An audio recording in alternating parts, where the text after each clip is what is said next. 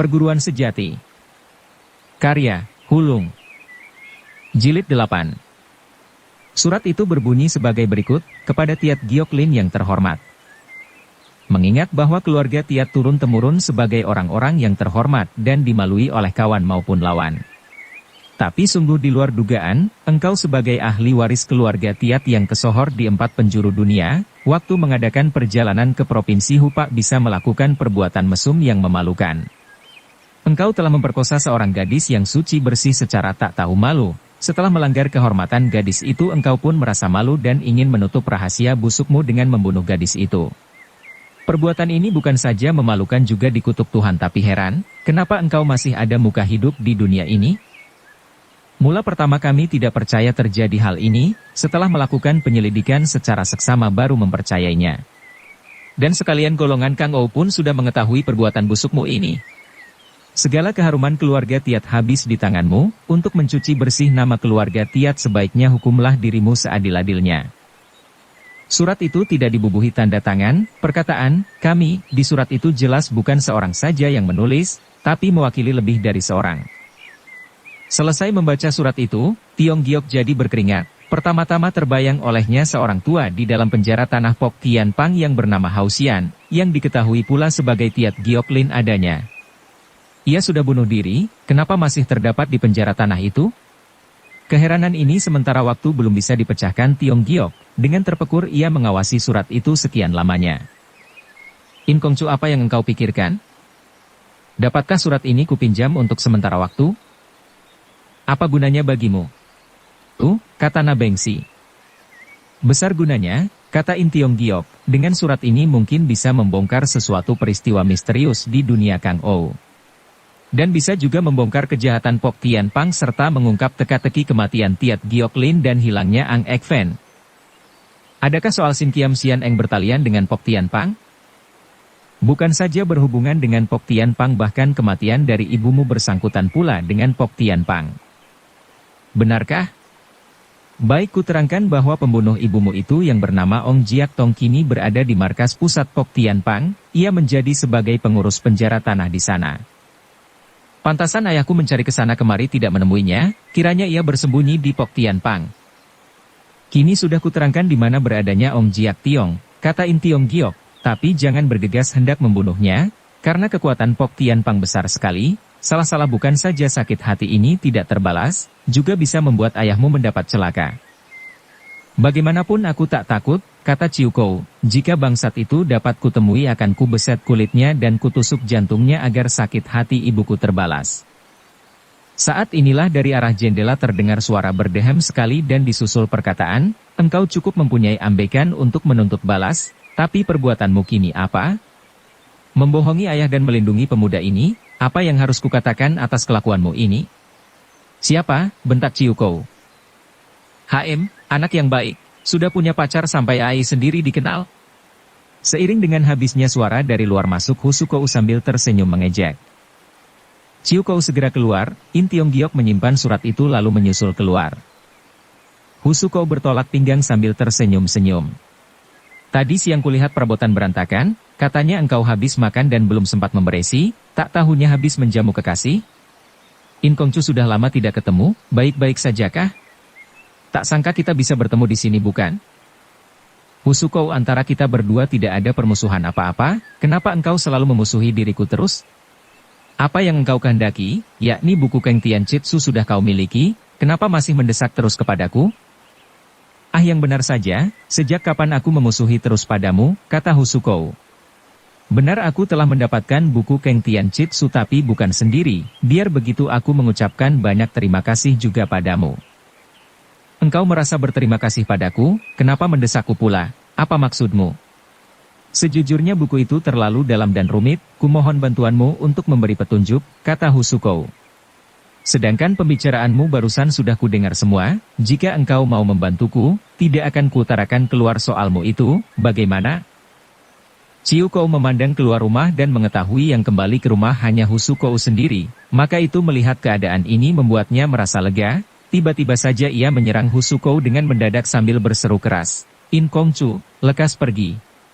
Gerakannya ini sudah jelas, asal In Tiong Giok bisa pergi, tak segan-segan membunuh Husukou. Husukou sudah biasa berlaku licik, dengan sendirinya, siang-siang telah menaruh curiga, begitu Ciukou bergerak, ia mencelat mundur. Wajahnya tampak menjadi masam. Ciukou, tindakanmu ini salah besar. Aku tidak memecahkan soal In Kongcu bersembunyi di kamarmu pada mereka, tapi kenapa engkau menurunkan tangan jahat padaku? Apakah engkau menghendaki aku berteriak memanggil ayahmu? Sampai sekarang kau masih mengajak ayahku untuk melakukan kejahatan, untuk ini tidak akan kuberi ampun, kata Ciukou yang terus menyerang dengan gencar. Serangan Putri Kui Ciu Kim Tu cukup hebat, Husukou dibuatnya mengelak ke sana kemari tanpa berdaya melakukan balasan, saking terdesak Husukou mencelat ke belakang dan terus mengancam. Jangan kira aku takut, jangan katakan aku kejam, katanya dan terus bersiul keras. Berbaring dengan itu ia menghunus pedang melakukan serangan. Ciukou tidak gentar menghadapi senjata, dengan gagah ia melawan, di samping itu ia menyuruh Tiong Giok lekas berlalu. HM, jangan harap engkau bisa meloloskan diri. Tak lama lagi mereka datang. Ciukou, apa yang hendak engkau katakan pada ayahmu, kata Husukou. Ciukou membelaku mati-matian, mana boleh aku berlalu begitu saja, Tiong Giok. Perlahan-lahan ia menghampiri medan perkelahian. In Kongcu lekas pergi, desak Ciukou. Aku bisa pergi, tapi akan kubantu dulu memberesi manusia rendah ini. Jangan hiraukan diriku, lekas pergi. Husukou mendengar ancaman Tiong Giok menjadi kaget, cepat ia menarik serangan dan terus mabur. Celaka, seru Ciukou sambil memburu. Tak sangka dalam waktu yang singkat Tiong Giok dapat melakukan satu serangan maut, peluang itu diisi dengan hiat cielengnya yang ampuh. Husukou jatuh ambruk, pinggangnya telah tertembus hangus dengan jiwa melayang. Ciukou menjadi bengong menyaksikan kejadian ini. In Tiong Giok sendiri menjadi melongo tak karuan, karena ia sendiri tidak menduga bahwa ilmu hiat cielengnya telah maju sampai ke taraf itu. Saat ini suara berkeresek dari kebun jeruk terdengar tegas. Ciukou menjadi kaget dan cepat-cepat mendesak pemuda kita pergi dari situ. In Tiong Giok mengangguk dan terus masuk ke dalam kebun jeruk. Tak selang lama Cie Peng Lam dan kawan-kawannya telah sampai di depan gubuk, mereka jadi kaget melihat peristiwa di depan rumah itu. Husukou dengan rambut acak-acakan menggeletak mati, dari pinggangnya terlihat darah mengalir. Di sampingnya terlihat Ciukou menggeletak. Cie Peng Lam dengan wajah pucat memeluk putrinya sambil berseru, Ciukou! Ciukou! Siapa yang melukaimu? Setelah agak lama Ciukou baru membuka mulutnya, sebelum suaranya keluar, ia menyemburkan darah. Dia. Cie Peng Lam matanya berapi-api, siapa dia, desaknya tak sabaran. Ciukou berlagak megap-megapan dan terus merapatkan matanya tak menjawab. Cie Peng Lam menjadi gusar, tak disangka dalam sekejap bisa terjadi kejadian ini. Cie Toako sabarlah, anakmu menderita luka berat juga. Sebaiknya diobati lebih dulu dan perlahan-lahan boleh menanyanya, kata Lo Tianwi. Tak perlu ditanya lagi sudah tentu perbuatan budak Shiin itu, kata Lo Tianbeng dari Lo Singohou yang kedua. Perkataanmu itu memang benar, karena Ho Sukou terbunuh oleh Hiat Cileng, kata O Kun San. Belakangan ini antara Husukou dan Lo Tianbeng sedang hangat-hangatnya main cinta, melihat kekasih terbunuh begitu macam. Hatinya merasa disayat-sayat dan ingin menuntut balas saat itu juga. Sudah tentu bocah itu belum jauh dari sini, mari kita kejar. Saudara-saudara yang lain membenarkan pendapat saudaranya yang kedua itu, dan siap mau mengejar. Saat inilah Ciukou membuka mulut. Dia, seorang pelajar, masuk ke rumah. Apakah binatang itu masih bersembunyi di dalam, kata Lo Tianwi. Perkataan ini membuat yang lain melengak, Lo Tianbeng tanpa berkata lagi menerjang ke dalam rumah. Lo Ji, hati-hati, bocah itu cukup lihir. O Kun San memperingati. Lo Singohou yang lain cepat melindungi saudaranya yang kedua, melakukan pengepungan pada rumah itu. Tapi apa yang didapat pada gubuk kecil itu, sepotong bayangan manusia pun tidak diketemuinya. Ia masuk ke rumah dan terus ke dapur mencuri makanan. Waktu kupergoki nyatanya adalah orang yang sedang dicari-cari, kata Ciukou. Kenapa tidak sejak tadi engkau terangkan, kata Cie Peng Lam, sudah tahu pemuda itu orang yang hendak kita tangkap, kenapa tidak kau tahan? Ia tidak mau, terpaksa kugunakan kekerasan dan terjadi pergumulan denganku, waktu aku terdesak Huai datang dan rupanya antara mereka telah mengenal satu sama lain. Memang mereka sudah kenal, lalu bagaimana, desak Chie Peng Lam. Huai menyuruhku jangan bersuara, dan terus berbicara dengan pemuda itu.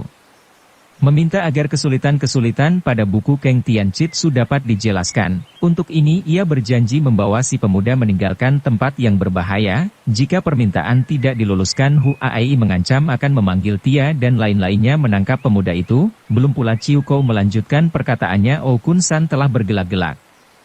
Hahaha, tak kira ia mempunyai hati seorang dan menjual kita sekalian untuk kepentingannya sendiri. Tapi kenapa mereka sampai berkelahi dan Ho Su Kou mati di tangannya, kata Lo Tian Beng membela kekasihnya. Pemuda itu tidak melulusi permintaan Huai dan baru terjadi perkelahian ini, kata Chiu Kou. Lo Tian Beng wajahnya menjadi merah matang, dan terus bungkam tak bersuara lagi. Sudah jelas bahwa Hu Su Kou mengalami kegagalan dalam usahanya, baru berkelahi, setelah terdesak meminta bantuan pada kita. Untuk mengakhiri perkelahian, pemuda itu baru menggunakan hiat Chie Leng, kata Oh Kun San. Ya, memang begitu, kata Chiu Kou, aku segera membantu Huai, tapi kena pukulan pemuda itu sampai mulutku berdarah.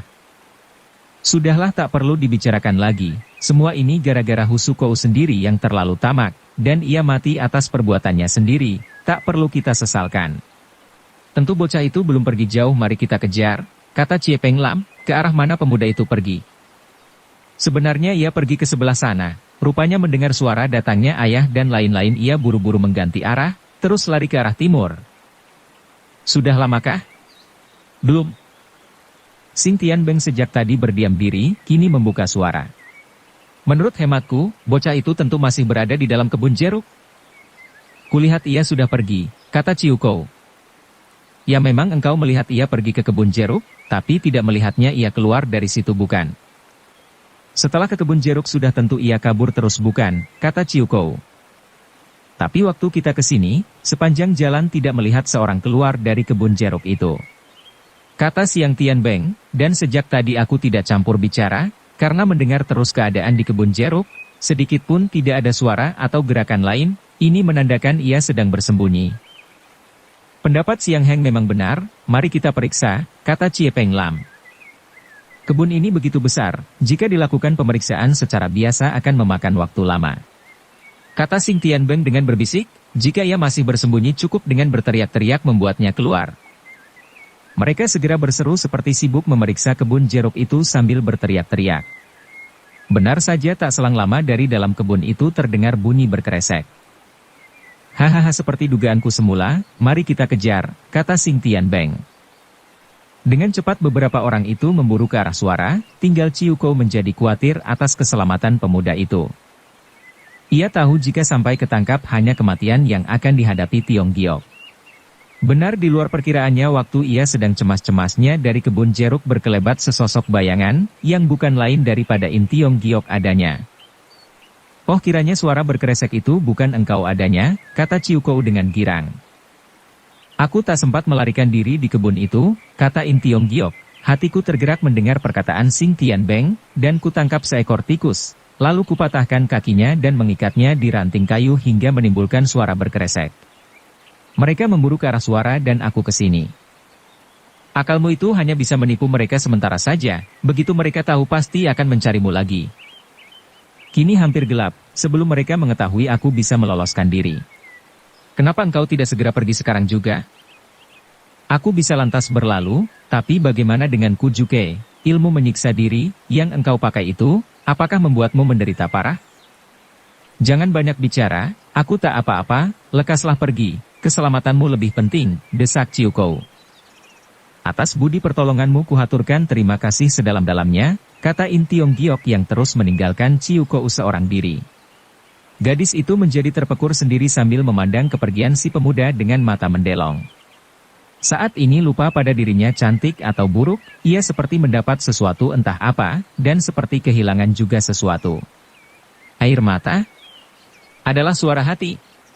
Tak bisa ia melukiskan perasaan hatinya. Ia hanya ingin menangis dan menggunakan air matanya mencuci segala kepenatan hatinya.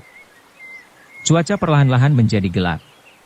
In Tiong Giok berlari dengan deras, dalam waktu singkat 20 lai telah dilaluinya. Waktu ia menoleh sudah tak melihat lagi kebun jeruk itu, hatinya menjadi lega dan kakinya pun menjadi kendur. Ia memandang sekeliling, mendapatkan dirinya di suatu tegalan luas, di depannya terlihat bayangan rumah yang samar-samar. Perlahan-lahan dan tiba-tiba ia menuju ke sana, setelah dekat baru melihat tegas, bahwa bangunan itu adalah sebuah kelenteng tua.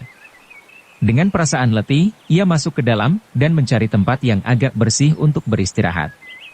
Akibat kelelahan tanpa terasa ia terlena dengan nyenyaknya, entah berapa saat sudah berlalu tidak diketahuinya. Tiba-tiba saja terdengar suara, plak, dan seperti ada sesuatu terjatuh di dekat kepalanya. Ia masih mengantuk benar, dirabanya benda itu, kiranya adalah seekor tikus. Otaknya tidak bisa berpikir kenapa seekor tikus jatuh di dekat kepalanya. Sebab rasa kantuknya tak alang-kepalang. Ia hanya melemparkan bangkai tikus itu dan terus meram lagi, tak selang lama, lagi-lagi terdengar bunyi, plak, sesuatu jatuh di lehernya. In Tiong Giok mencomot benda itu, waktu diawasi, nyatanya adalah bangkai tikus tadi. Ia menjadi kaget tak alang-kepalang, karena bangkai tikus itu terikat pada ranting kayu kakinya sudah patah. Ia sadar bahwa musuhnya telah berada di situ. Ia menyesal usahanya mati-matian untuk meloloskan diri tidak membawa hasil yang memuaskan. Keadaan di dalam kelenteng tua masih gelap, ia tidak bisa melihat tegas keadaan sekelilingnya, tapi suara dingin dari Oh Kun San dapat didengarnya. Bocah jangan pura-pura mati ular, permainan apalagi yang engkau bisa, tak halangan dikeluarkan semuanya. In Tiong Giok mengulet sambil mengucek-ucek mata. Remang-remang terlihat beberapa bayangan, mengurung dirinya dari 3 penjuru. Selamat pagi, kata In Tiong Giok pura-pura menenangkan diri. Jangan pura-pura berlaku tenang, biar bersayap engkau tak bisa lolos lagi dari tanganku, kata Oh Kun San. Aku merasa tidak bermusuhan dengan kalian, kenapa dikejar-kejar terus? Tanya In Tiong Giok. Engkau membunuh Ho Su Kowo dan melukai Chi Kowo Nio. Semua ini merupakan permusuhan bukan, kata Lo Tian Wei. Untuk membela diri terpaksa aku melawan, mana boleh menyalahkan diriku. Tutup bacotmu, bentak Lo Tian Beng, hutang jiwa harus dibayar dengan jiwa. Pedangnya segera bergerak, untuk melakukan serangan. Lo Jie sabar, kita harus menyampingkan soal pribadi dan harus membereskan dulu kepentingan umum, kata Chie Peng Lam. Dan terus matanya beralih pada Tiong Giok. Tak kusangka muda-muda semacammu bernyali begini besar. Aku paling menyayang kesatria yang gagah, dan segan melakukan pengeroyokan padamu, jika engkau tahu diri lebih baik menyerah untuk dibelenggu. Menyerah, ya menyerah, kata In Tiong Giok, kemana kalian akan membawaku aku turut saja. Sebelum itu ku minta engkau menotok sendiri jalan darahmu, lalu ikut denganku ke rumah gubuk, kata Chie Peng Lam. Kalian begini banyak orang, dan mungkinkah khawatir aku melarikan diri? Ya benar juga, kata Chie Peng Lam. Chie Heng jangan terlalu berbesar hati, biarpun kecil ia murid Han Bun Siang dan pandai pula Keng Tian Chitsu, biar bagaimana jalan darahnya harus ditotok, kata Oh Kun San. Orang kenamaan yang bergelar sebagai ular dan kura-kura, nyatanya bernyali seperti tikus, kata In Tiong Giok sambil memainkan bangkai tikus di tangannya. Engkau jangan memanaskan aku, biar bagaimana aku tak bisa kena akal licikmu, kata Oh Kun San. Kalau kalian merasa khawatir dan takut, apa halangan sekarang juga turun tangan menotokku, kata In Tiong Giok, tapi jangan menyesal kalau terjadi sesuatu yang tidak diinginkan seperti Husuko. Karena segala yang akan kulakukan berdasarkan terdesak dan membela diri. Pou Heng tak usah khawatir pada bocah yang masih bau tetek ini, kata Chie Peng Lam. Jangan berkata begitu, apa yang ada padaku seperti Keng Tian Chitsu dan Hiat Chie Leng adalah ilmu yang tidak boleh dipandang ringan, maka itu sebelumnya kalian harus berpikir masak-masak. Anak muda jangan terlalu takabur, kami tak perlu berpikir lama-lama, kata Chie Peng Lam. Permintaanmu supaya tidak ditotok, kululuskan sekarang juga. Jika engkau niat kabur ya kabur, tapi ingat jika tertangkap lagi, kakimu itu akan kupatahkan. Ini adalah perkataanmu sendiri dan jangan menyesal di belakang hari. Jangan banyak bicara, hayo jalan, bentak Chie Peng Lam. In Tiong Giok menganggukkan kepala dan terus mencelat bangun. Jangan dilihat-lihat Chie Peng Lam yang begitu banyak mereka semuanya merasa takut pada Keng Tian Chitsu dan Hiat Chie Leng, begitu melihat pemuda kita bangun mereka mundur beberapa langkah sambil bersiap siaga dengan senjatanya, tak ubahnya seperti menghadapi lawan yang tangguh saja. In Tiong Giok perlahan-lahan keluar dari kelenteng, tangannya masih tetap memainkan bangkai tikus itu. Saat ini cuaca hampir terang tanah, mereka meninggalkan kelentang itu sambil mengiring Tiong Giok. Tak lama, Tiong Giok merandek dengan tiba-tiba. Aku harapkan salah seorang dari kalian berjalan di muka karena aku tak mengenal jalan. Pokoknya kau jalan terus, waktu berbelok ke kiri ke kanan aku bisa memberitahu, kata Chie Peng Lam. Kalian hanyalah menjaga diriku dari kiri kanan dan belakang, bagaimana jika aku lari ke arah depan, tanya Tiong Giok. Itu terserah kepadamu, kata Chie Peng Lam dengan dingin. Tiong Giok tak berhasil memecahkan perhatian musuhnya, terpaksa melangkah lagi maju ke depan. Sambil jalan ia menoleh pada Oh Kun San yang menjaga sebelah kiri. Sebaiknya engkau jangan terlalu dekatku, bagaimana kalau ku serang dengan Hiat Chie Leng dalam jarak dekat ini, akibatnya engkau tahu sendiri. Oh Kun San mendengus tanpa lagi menghiraukan gertakan lawan. Engkau jangan mendengus tak karuan, apa yang kukatakan benar semua. Tutup bacotmu. Aku tidak sempat mengadu lidah denganmu, bentak Oh Kun San. Baik. Tak bicara ya tidak, sayang kebaikanku tak kau terima, kata In Tiong Giok. Jika engkau mengoceh terus, lidahmu akan kupotong, kata Oh Kun San dengan gusar. Oh Heng jangan ladeni ocehannya bocah itu, ia sedang memancing kita memencarkan perhatian, untuk meloloskan diri. Chie Peng Lam memperingati. Oh Kun San segera sadar dan terus membungkam tak mau melayani lagi Tiong Giok. Membuat pemuda kita cemas sendiri, tapi ia mencoba lagi mengajak bicara pada orang Shio itu. Ngomongku lupa menanyakan bagaimana persoalan Jiwie dengan Oi Tin Hong itu? Oh Kun San hampir-hampir menamparnya mendengar perkataan Tiong Giok itu, tetapi keburu dicegah oleh Sing Tian Beng. Janganlah Deni, biar dia ngoceh terus, masa tak diam? Tak lama lagi akan sampai di kebun jeruk itu, pikir Tiong Giok, mungkinkah aku akan menyerah begini saja dan terserah mereka? Tidak. Bagaimanapun aku harus melarikan diri dan melawan mereka dengan nekat, jika gagal ya mati, dengan begini mati pun tidak percuma. Tidak lama samar-samar kebun jeruk telah terlihat jauh di depan. Tiong Giok pun sudah siap melakukan kenekatan. Bertepatan dengan jalan pikiran inilah, dari balik kebun jeruk terlihat selorotan seorang. Setelah terlihat tegas orang itu terdiri dari 16 gadis mengiringi sebuah joli yang tertutup rapat. 16 gadis itu 4 jalan di muka semuanya mengenakan berpakaian merah. 4 berada di belakang, semuanya berpakaian biru, di kiri kanan joli terdapat 4 gadis berpakaian kuning, yang 4 lagi mengenakan pakaian hijau dan menggotong joli. Dari jauh terlihat warna-warni ini sangat menarik hati. Sungguh pun semuanya gadis-gadis remaja langkah kakinya amat cepat dan ringan, menandakan memiliki ilmu yang tinggi.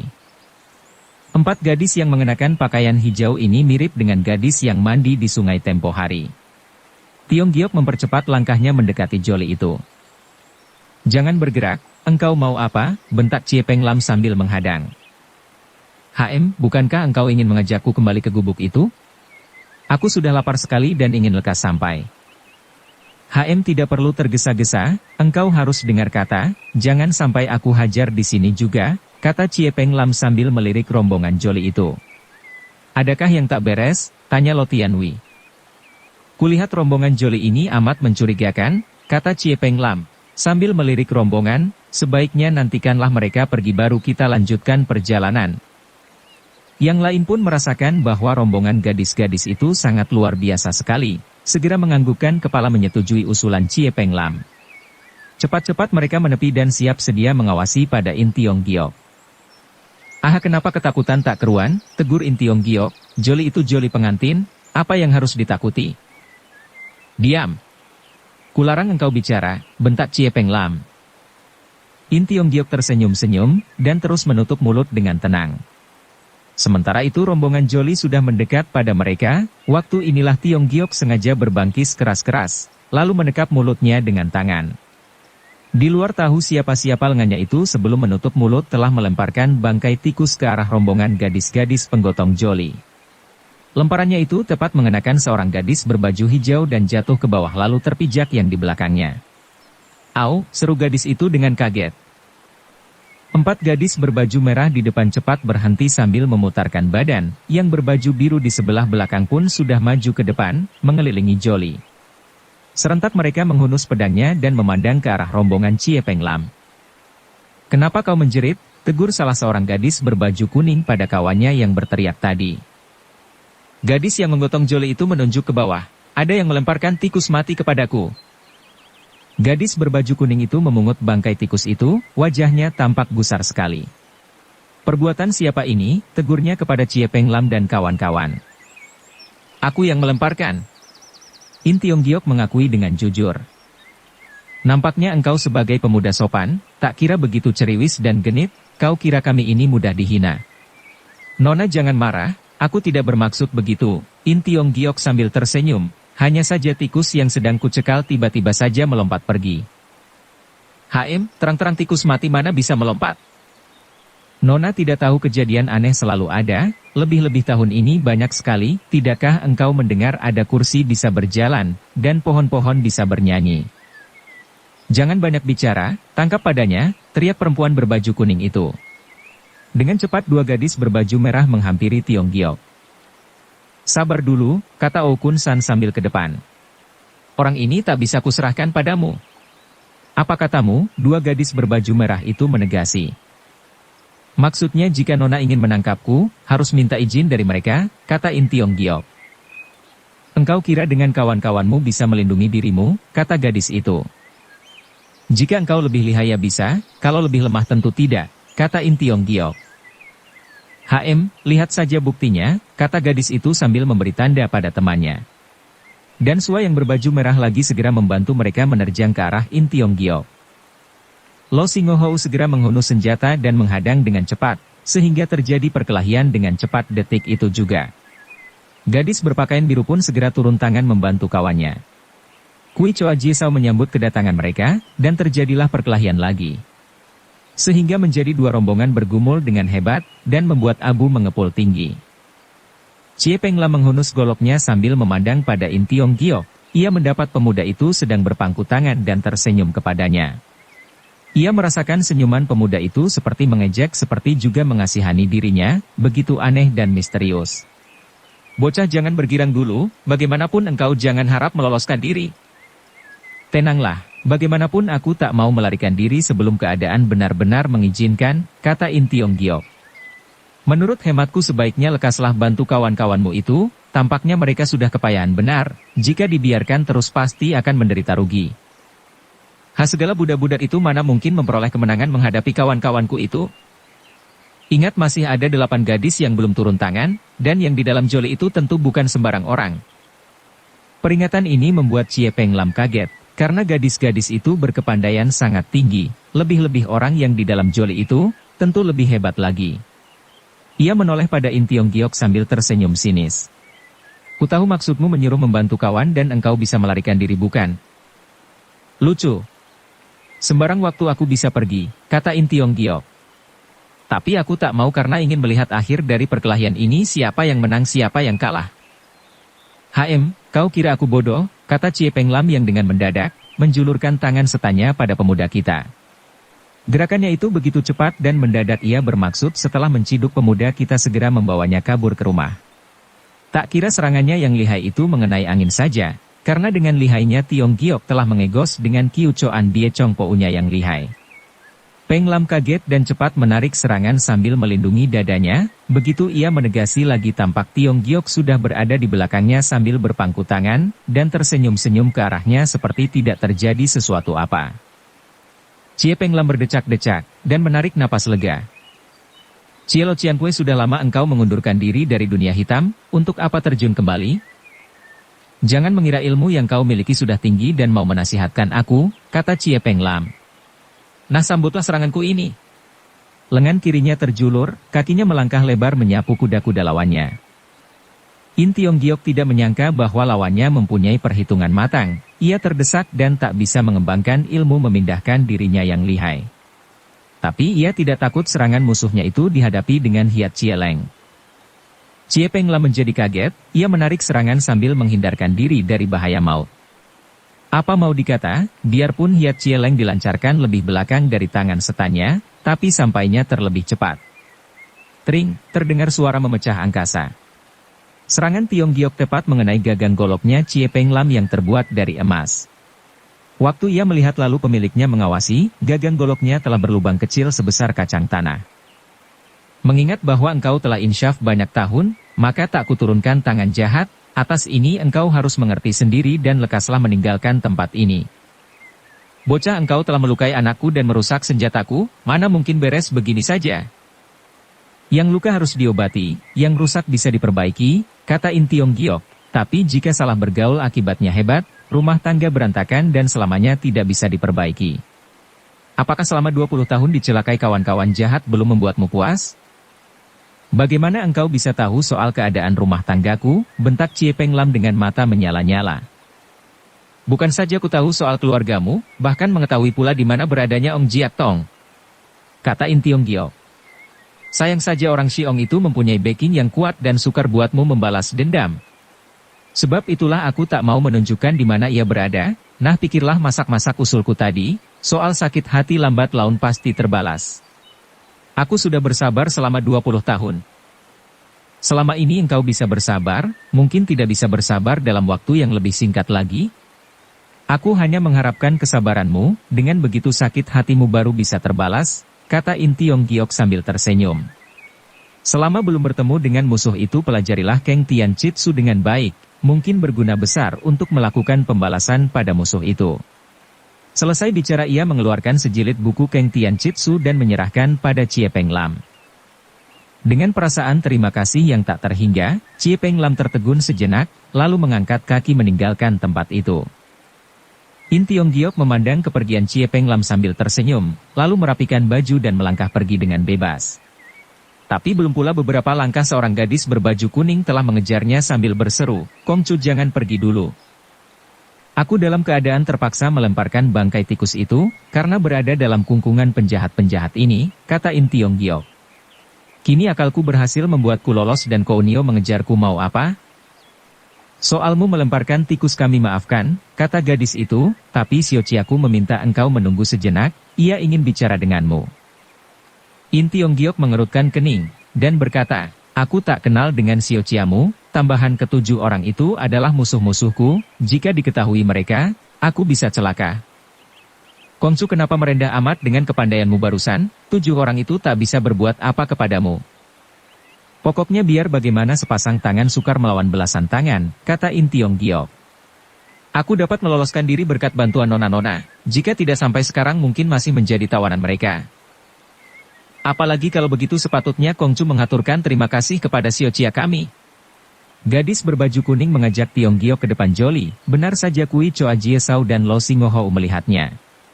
Mereka celingukan tidak melihat Chie Peng Lam, dan menganggap kawannya itu kena bunuh Tiong Giok saat itu juga mereka menjadi kalap. Tanpa berunding dulu, masing-masing meninggalkan lawannya, meluruk menerjang Tiong Giok. Gadis-gadis berbaju kuning mencabut senjata, tapi sebelum mereka turun tangan terdengar suara yang merdu. "Tutan, suruh sekalian kawan-kawanmu mundur, ingin kulihat manusia macam apa yang berlaku kurang ajar. Hanya beberapa cecunguk kecil, kami masih sanggup mengatasinya. Xiaoqia tidak perlu turun tangan." "Perintahkan mereka mundur," jawab Xiaoqia itu dengan penuh wibawa. Tutan segera memerintahkan kawan-kawannya mundur, sedangkan Kui Choa Jie Sao dan Lo Singohou sudah sampai di depan Joli.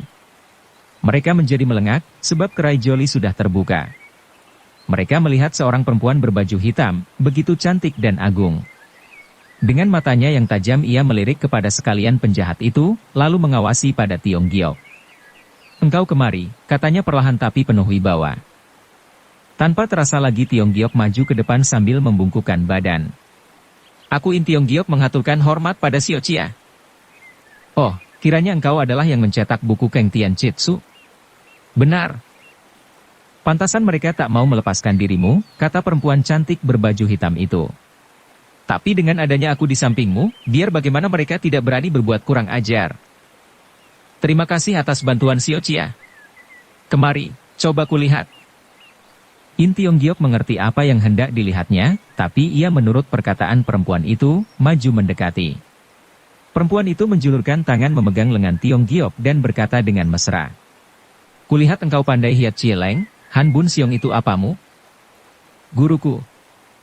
"Oh, kiranya murid kawanku," kata perempuan itu sambil tersenyum.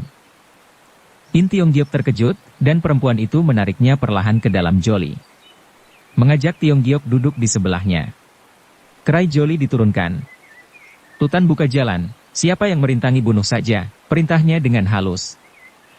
Joli mulai terangkat lagi dan maju ke depan. Kui Choa Jie Sao maupun Lo Singohou merasa tersinggung melihat sikap perempuan berbaju hitam itu. Mau kemana? Teriak Oukun San dan terus menghadang, diikuti kawan-kawannya. 4 perempuan berbaju kuning itu segera menghadapi mereka, agaknya yang berbaju kuning ini lebih lihai daripada yang berbaju merah atau biru. Biar berempat mereka bisa menghadapi 7 musuh. Tapi untuk memperoleh kemenangan sukar diramal, karena musuhnya pun bukan orang-orang sembarangan. Hal ini menjengkelkan betul pada Xiao-Chia mereka. Dengan perlahan perempuan berbaju hitam itu turun dari Joli, lalu memutarkan pedangnya menghajar pada Kui Choa Jie Sao, sedangkan gadis-gadis berbaju kuning menghadapi Lo Singohou. Dengan turunnya perempuan berbaju hitam itu, dalam sekejap medan perkelahian berubah dengan mendadak. Dalam 20 jurus lebih Kui Choa Jie Sao dibuatnya tak berdaya, tambahan tenaga aslinya belum pulih betul karena terkena jarum Oi Tin Hong. 5 jurus kemudian Oukun San kena dilukai, berikutnya Xing Tian Beng pun menderita luka. Sungguh pun gerak-geriknya sangat halus dan lembut, tapi perbuatannya perempuan berbaju hitam itu sangat telengas. Ia tidak memberi ampun pada musuhnya, pedangnya bekerja secepat kilat. Dalam sekejap hanya terdengar jeritan susul menyusul dari Kui Choa Jie Sao mereka menggeletak mati bermandikan darah. Di pihak lain gadis-gadis berbaju kuning pun sudah membereskan musuh-musuhnya. Jalan yang sunyi dan sepi, penuh dengan tubuh-tubuh bermandikan darah. Tiong Giok bergidik sendiri menyaksikan kejadian ini. Joli berangkat meneruskan perjalanan. Waktu senja rombongan gadis-gadis itu telah sampai di sebuah lereng gunung, di situ berdiri sebuah gedung besar. Kiri kanannya penuh lebat dengan pepohonan, sangat sunyi dan tenang. Waktu Joli memasuki pekarangan rumah Tiong Giok masih belum merasa karena sedang asyik bercakap-cakap dengan perempuan berbaju hitam itu. Dari percakapan di sepanjang jalan, ia mengetahui bahwa perempuan berbaju hitam itu adalah salah seorang capsah kiai yang bernama Liap In Eng. Kongcu boleh tinggal di sini sebagai tamuku, kata Liap In Eng. Engkau boleh bergerak bebas sebagai di rumahmu sendiri. Terima kasih atas kebaikan Xiao-Chia, jawab Tiong Giok. Tutan ajaklah Kongcu beristirahat, kata Liap In Eng yang terus masuk ke dalam rumah. Tiong Giok mendapat sebuah kamar yang sunyi dan tenang, untuk keperluannya sehari-hari selalu mendapat pelajaran dari Tutan dengan telaten. Pada suatu hari terlihat Tiong Giok dengan ditemani Tutan berjalan di sekitar rumah. Nampak ia terpekur dan bingung, lalu berkemak-kemik sendiri, lagi-lagi waktu senja, burung-burung gagak pulang ke kandang, waktu berlalu teramat cepat, tanpa terasa sudah 10 hari aku diam di sini. Kongcu apa merasakan bahwa waktu berlalu dengan cepat? Apakah merasa tak puas atas pelayanan kami yang kurang telaten? Bukan. Aku bergegas ingin menyambangi Lim Siok Bue, kata In Tiong Giok. Tapi tertahan Xiao-Chiamu di sini 10 hari lamanya, hatiku merasa tak tenang dan ingin lekas-lekas sampai di sana. Oh, aku mengerti, bahwa Xiao-Chia sengaja menahanmu lama-lama di sini, karena menghargai kepandaianmu. Dan mengharapkan Kongcu mengajari kami Keng Tian Chitsu. Apakah lambat majunya, sehingga membuatmu tertahan lebih lama di sini, dan sama dengan mengabaikan urusan besarmu bukan? Tutan, jangan engkau salah mengerti, hingga Xiao-Chiamu telah memiliki ilmu yang lihai. Baginya Keng Tian Chitsu hanya tambahan saja bukan? Kepandaian Xiao-Chia berbeda dengan Keng Tian Chitsu, kata Tutan. Ilmu ini merupakan ilmu yang luar biasa di dunia persilatan, menyesal aku tak berbakat, dan tak dapat mengerti serta mengembangkan keistimewaannya. Ia berkata kepada Tiong Giok. Sebelum gelap maukah engkau mengajari lagi sekali? Bukankah kalian telah mempelajari setengah hari lebih? Itu belajar cara rombongan, aku minta diajari sendiri, bagaimana? Keng Tian Chitsu adalah pelajaran yang dalam dan sukar dimengerti, lebih banyak orang mempelajari lebih baik. Kini apa yang kubisa sudah kuberikan semua. Aku tak percaya, tentu ada bagian-bagian istimewa yang sengaja tidak diberikan kepada kami. Tidak. Sejujurnya apa yang kubisa sudah kuberikan tanpa menyembunyikan sedikit pun. Tidak percaya. Percaya tidaknya terserah padamu, aku bisa berkata apa? Asal engkau mau menyadari aku seorang diri, baru percaya. Jika engkau memaksa ingin mempelajari sekali seorang diri, aku menurut saja. Benar-benar sih? Perlu apa aku membohong? Ambillah 2 bilah pedang dan kita pelajari di ruangan dalam. Aku tak mau di dalam, tapi mempelajari di ruangan belakang, kata Tutan. Dengan begini yang lain tidak tahu dan tidak bisa mengenai bukan? Ia menggapai mengajak Tiong Giok pergi ke belakang. In Tiong Giok mengikuti dengan langkah perlahan, mereka menyusuri pinggiran rumah, melalui pintu samping masuk ke kamar batu di halaman belakang.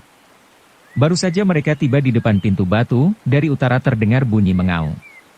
Tiong Giok berdongak ke atas, tampak seekor burung pos berputar-putar di udara, dan terus terjun ke bawah, masuk ke belakang loteng di mana Liap In Eng tinggal. Tutan juga melihat burung pos itu, cepat-cepat ia membuka kamar batu mempersilahkan Tiong Giok masuk. Kongcu duduk dulu di dalam, aku pergi dulu sebentar. Terus ia berlalu menuju ke tempat burung merpati tadi turun. In Tiong Giok menjadi heran, ia berpikir, Liap In Eng adalah seorang kenamaan yang mengasingkan diri dari dunia Kang Ou, kenapa memelihara burung merpati? Mungkinkah ia masih mengadakan hubungan dengan dunia luar? Ia bisa dan tak perlu kuherankan. Baru ia duduk sejenak, Tutan sudah kembali lagi. Ah, sungguh tak kebenaran, Xiao Chia menyuruhku memasang hio, kata Tutan, sedangkan aku tak berani mengatakan akan berlatih pedang sendirian, maka itu niat ini terpaksa batal dan maaf mencapaikan Kongcu datang ke sini dengan cuma-cuma. Ah, tidak mengapa, lain kali masih ada waktu bukan, kata In Tiong Giok. Mari kuantarmu kembali ke kamar, kata Tutan. Tak usah, aku bisa kembali sendiri, dan ia melangkah. Tapi merandek lagi serta bertanya, apa yang disembahyangi Xiao Chiamu? Ia menyembahyangi ibunya, kebiasaan ini dilakukan sudah 10 tahun lebih. Ah, ia seorang yang berbakti pada orang tua, kata In Tiong Giok. Tadi kulihat seekor burung pos, apakah peliharaan Xiao Chiamu? Bukan. Burung itu bukan peliharaan Xiao Chia, kata Tutan, sungguh pun ia berkata begitu wajahnya telah berubah gugup. Pada suatu hari, entah dari mana datangnya burung itu, Giok Lan yakni kawanku dan lain-lain senang melihatnya. Lalu menangkap dan mengurungnya burung itu. Namun diketahui Xiao Chia, dan kami dimaki-maki, terpaksa melepasnya lagi. Sungguh pun begitu ia tak mau pergi kemana-mana, agaknya betah diam di sini. Sambil berjalan tak hentinya mereka bercakap-cakap, tanpa terasa telah sampai di kamar Tiong Giok. Tutan pamitan, membiarkan diri Tiong Giok seorang. Malamnya Tiong Giok tak dapat tidur dengan nyenyak. Pikirannya memikir ke soal burung tadi. Burung itu terlatih baik, kenapa Tutan mengatakan bukan burung piaraan? Dan apa maksudnya seorang kenamaan seperti Liap In Eng menahannya di sini buat memberikan pelajaran Keng Tian Chitsu pada pelayan-pelayannya? Mungkinkah ia sebangsa dengan Liok Xian Ong maupun Hek Pek Siang Yao yang menginginkan ilmu itu? Semakin berpikir membuatnya semakin kesal, dan ingin ia itu mencuri masuk ke taman belakang untuk melakukan penyelidikan, tetapi rasionya mencegah berbuat begitu itu, karena sadar hal itu bisa mendatangkan yang tidak diinginkan. Tapi saking lamanya otaknya bekerja, akhirnya ia pun letih, ia tertidur juga waktu hampir pagi. Dan ia baru bangun waktu matahari sudah di atas. Cepat ia keluar kamar dan membuka pintu, Tutan sudah berada di luar menantikannya. Kongcu tidur nyenyak benar, kata Tutan sambil menyediakan handuk dan baskom pencuci muka. Tiong Giok tersenyum dan mencuci mukanya di baskom, kesempatan matanya agar hilang.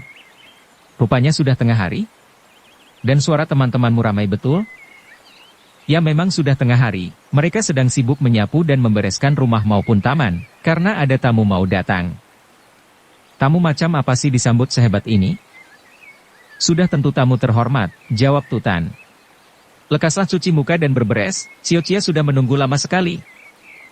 Cepat-cepat Tiong Giok menyisir dan merapikan pakaian, tergesa-gesa masuk ke ruang tengah, dan benar saja Liap In Eng sudah berada di situ menantinya. Baru bangun ya? Sudah makan belum? Tanya Liap In Eng dengan ramah. Ah, kelewat enak tidur membuat Lo Cian Wei kesal menanti, maafkan atas kemalasanku ini. Anak muda memang sedang doyan tidur. Jika sudah tua mau tidur pun sukar, kata Liap In Eng dengan tenang.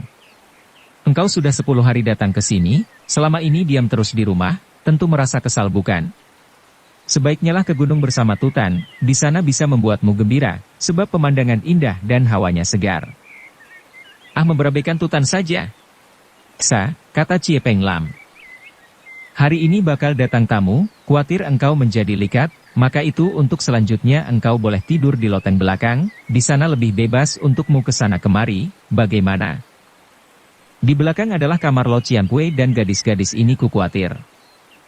Takut apa? Kata Liap In Eng. Jika menurut umur, antara aku dan gurumu tidak beda berapa jauh, Sedangkan engkau merupakan anak baru gede, kenapa menjadi pemaluan betul dan takut sama perempuan? In Kongcu dalam segala hal memang baik, hanya terlalu mengekang diri bergaul dengan perempuan, kata Tutan sambil tersenyum. Jangan berlaku kurang ajar, kata Liap In Eng. In Kongcu adalah seorang terpelajar yang mengenal aturan, sudah sepatutnya bersikap begitu. Jangan seperti kamu terlalu bebas dan berandalan. Tutan menjulurkan lidah, tak berani bersuara lagi. Rumah maupun taman, karena ada tamu mau datang.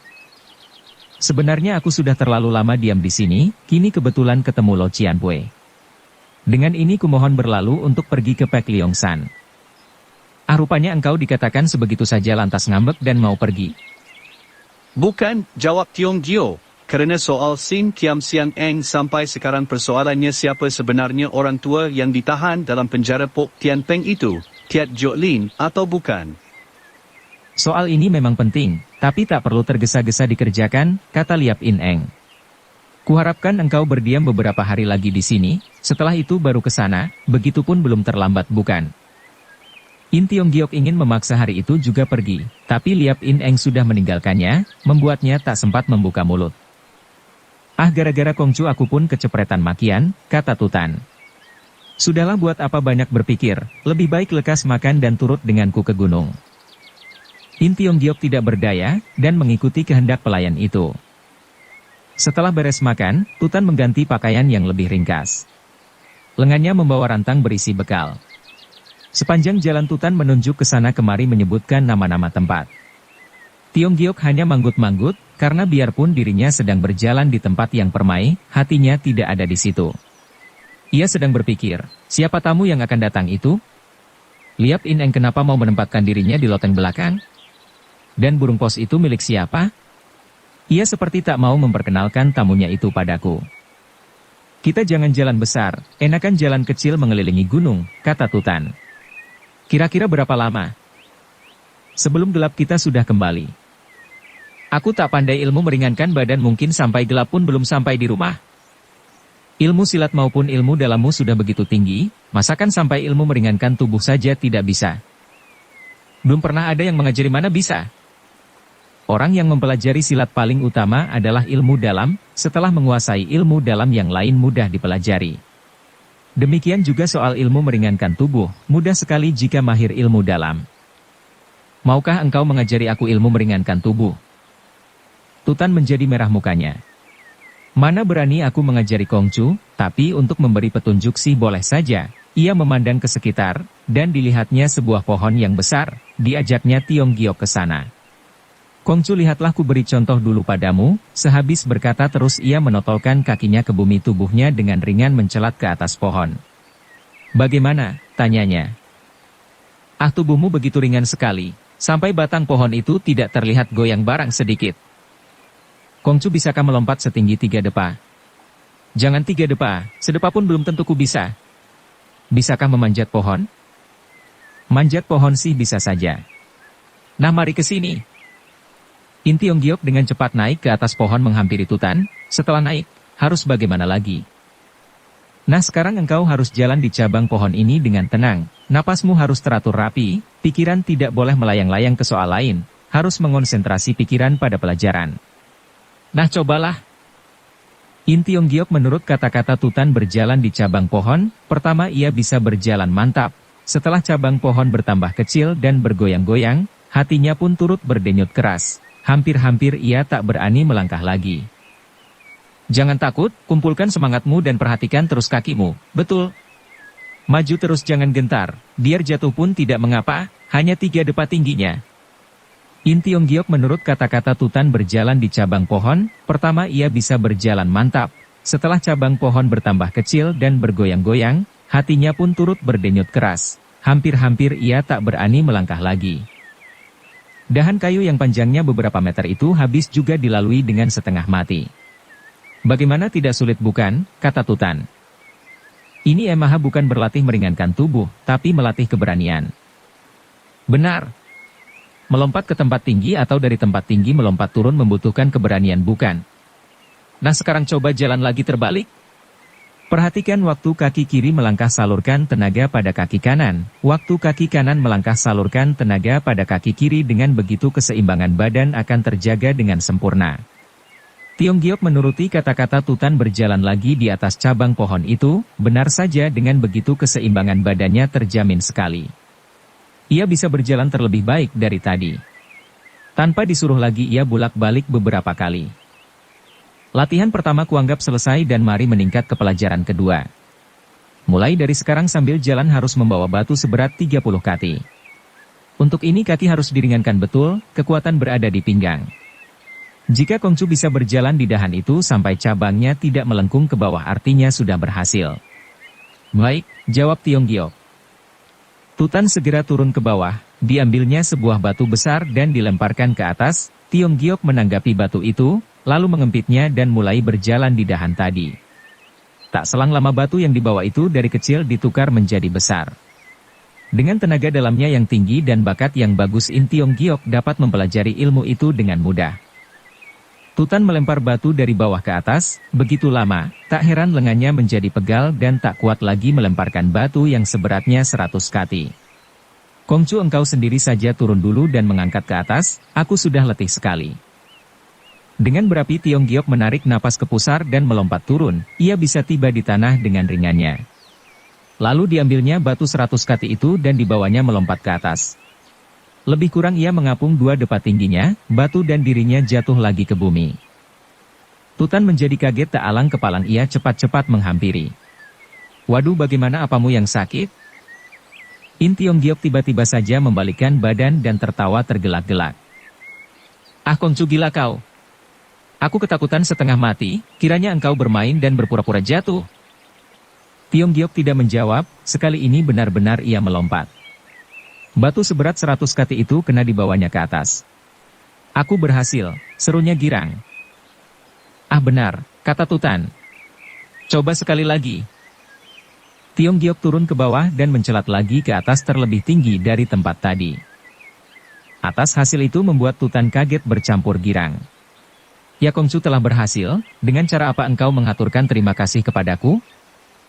Kini aku mengaturkan kepadamu, setelah kembali ke rumah akan kuhaturkan lagi terima kasih di depan Liap Lo Cianpue. Tutan menggoyangkan tangan. Tidak. Sekali-kali tak boleh diberitahu pada Xiao Chia, sebab bisa mencelakakan diriku. Memang kenapa? Bukankah jika Xiao Chiamu tahu akan turut bergirang? Tidak. Tidak. Xiao Chia memang bisa bergirang hati, tapi semua ini adalah bakat Kongcu yang luar biasa dan ilmu dalam yang tinggi. Aku hanya berkata main-main saja dan ingat jangan diberitahu pada Xiao Chia. Biar ia tahu pun tak mengapa bukan. Tiong Giok sengaja menggoda dan ingin tahu apa sebabnya Tutan ketakutan sekali diketahui Xiao Chia-nya. Kongcu, kasihanilah aku, kata Tutan hampir menangis. Sebab ilmu itu adalah kepandaian Xiao Chia yang dirahasiakan dan tak boleh diajarkan pada orang luar. Sedangkan aku memberi pelajaran ini tanpa disadari, jika sampai diketahuinya, akan dihajarnya. Aku tak percaya. Aku memberikan pelajaran yang dirahasiakan ini kepada Kongcu, apakah dengan begitu caranya menghaturkan terima kasih kepadaku? Seorang pandai seperti Liap Lo Cianpue tak mungkin merahasiakan ilmu kepandaiannya kepada orang lain. Kata Tiong Giok. Di sini tentu terselip sesuatu yang engkau rahasiakan, bukan? Biar bagaimana harus kau terangkan padaku. Dengan begini kebaikanku hanya mendatangkan bencana, di mana letak keadilan? Bersambung ke jilid 9. Dukung kami dengan subscribe, follow, like, komen dan share. Terima kasih.